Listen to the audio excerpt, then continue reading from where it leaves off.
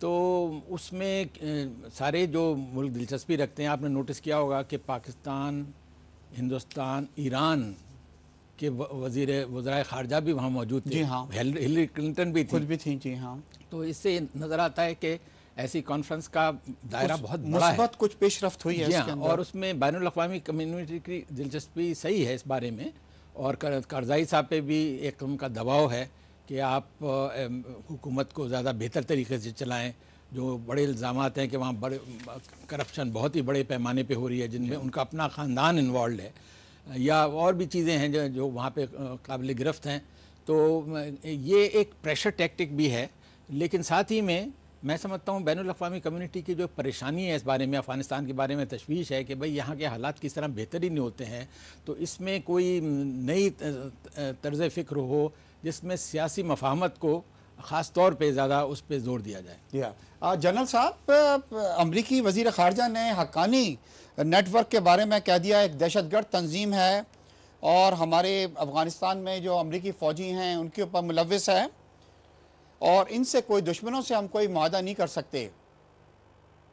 جی، اصل میں کیونکہ کرزئی صاحب نے کہا تھا کہ میں حقانی کے ساتھ بات کر رہا ہوں، اور اندیے اور اشارے دیے تھے کہ وہ غالباً طالبان کو کی صفوں میں شگاف ڈالنے کے لیے ان کے کچھ گروپس کو بیچ میں سے توڑ لیں گے. لیکن میں آپ کو بتاؤں کہ یہ ایسا ممکن نہیں ہے. کرزئی صاحب پاکستان کے بہت قریب آ گئے ہیں. پہلے بہت پاکستان کے خلاف بولا کرتے تھے، لیکن ان کی الیکشن میں بھی پاکستان نے جس حد تک ممکن تھا مدد دی، اور پھر اب ان کے سامنے کوئی اور مزید راستہ بھی نہیں ہے. تو کرزئی صاحب جو چاہتے ہیں کہ کسی نہ کسی طریقے سے وہ امریکہ اور ورلڈ کمیونٹی کو کنونس کر لیں کہ اگر ان کو موقع دیا جائے، مزید پیسہ دیا جائے اور ان کو کھلی چھٹی دی جائے افغانستان کے اندر، تو وہ طالبان کے ساتھ بات کر کے ان کو اپنی صفوں میں شامل کر لیں گے. یعنی کولیشن گورنمنٹ کے اندر وہ طالبان کو بھی شامل کر لیں گے. لیکن مسائل بہت اس میں الجھے ہوئے ہیں، بہت پیچیدہ ہیں، بہت ساری اور باتیں ہیں، اور جو امریکن شرائط ہیں وہ طالبان کو قبول نہیں ہیں، کیونکہ وہی ریئل اپوزیشن ہے. حکمت یار ہوا یا ملا عمر کے تحریک طالبان، جس کو ابھی امارت اسلامی افغانستان کہتے ہیں، تو وہ جو ہیں جب تک یہ اپوزیشن کے ساتھ براہ راست بات نہیں کریں گے، کیونکہ بنیادی طور پہ افغانستان کے کانفلکٹ میں دو پارٹیز ہیں.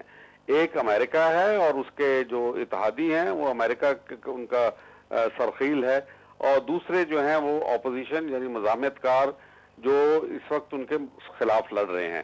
جب تک ان دونوں فریقوں کے درمیان براہ راست گفتگو نہیں ہوتی، اور اس شرط کے اوپر دیکھیں، بجائے اس کے یہ کہا جائے کہ جی آپ شامل ہو جائیں، آپ سرنڈر کر دیں، کیونکہ سرنڈر کروانے کے لیے فتح حاصل کرنا بہت ضروری ہے، اور فتح جو ہے وہ مل نہیں رہی. یہ بڑی بدقسمتی ہے ان کی، کیونکہ مرجا کا آپریشن جو لانچ کیا سرج کے بعد وہ بھی ناکام ہو گیا، اور کندھار آپریشن کے امکانات جو ہیں آہستہ آہستہ معدوم ہوتے چلے جا رہے ہیں، کیونکہ ان کو معلوم ہے کہ کندھار میں گئے تو اور مشکلات ان کے لیے بڑھیں گی، اور وہ ایک ایسا واٹر شیڈ ثابت ہوگا کہ اس کے بعد ان کو بھاگتے چارہ ہوگا، اور اس کے علاوہ کوئی اور راستہ نہیں ہوگا. شکریہ جنرل صاحب، بہت بہت شکریہ، بہت بہت شکریہ آپ کے وقت کا، ہمیں بہت بہت شکریہ. شاید امین صاحب وقت ختم ہو رہا ہے، تھوڑا سا آپ کے بھی میں ویوز چاہوں گا کہ حقانی نیٹ ورک کے بارے میں کہا جاتا ہے کہ پاکستان پرو ہے اور پاکستان ان کو فیور کر رہا ہے. انہوں نے بیچ میں یہ بھی تھا کہ شاید اب یہ ہو رہا ہے کہ ان کو دہشت گرد بھی قرار دے سکتے ہیں. آپ سوچتے ہیں کہ کچھ امریکہ یا افغانستان کے رویے میں تبدیلی آئے گی ان کے بارے میں؟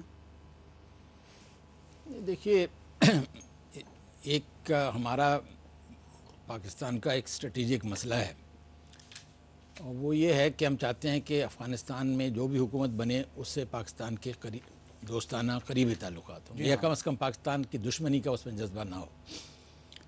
تو اب جب کہ یہ بات ہو رہی ہے کہ کچھ امریکن فوجیں نکل جائیں گی افغانستان سے، اب چاہے 2011 میں وہ شروع ہوتی ہیں اور کب ختم ہوتی ہیں، لیکن ایک قسم کی ڈسکشن پہلے کے مقابلے میں زیادہ ہے. جی ہاں. تو Pakistan has to think of post withdrawal Afghanistan.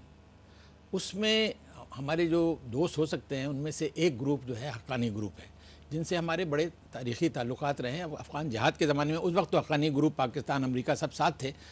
اس کے بعد جو تھا، جب یہ اور بھی سوویت فوجیں نکل گئیں، تب بھی ہمارے ان کے ساتھ اچھے روابط تھے.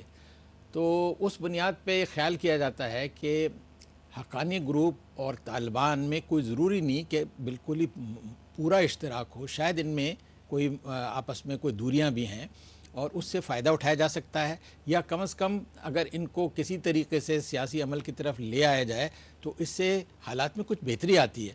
लेकिन अमेरिका का ख्याल है कि ये चीज़ सही नहीं है, हमारा तज्ज़िया सही नहीं है, ये ग्रुप बिल्कुल उनके दहशतगर्दों के साथ मिला हुआ है और मुल्ला उमर का बिल्कुल उनका साथी है। तो इस पे बहस चल रही है कि असलियत है क्या।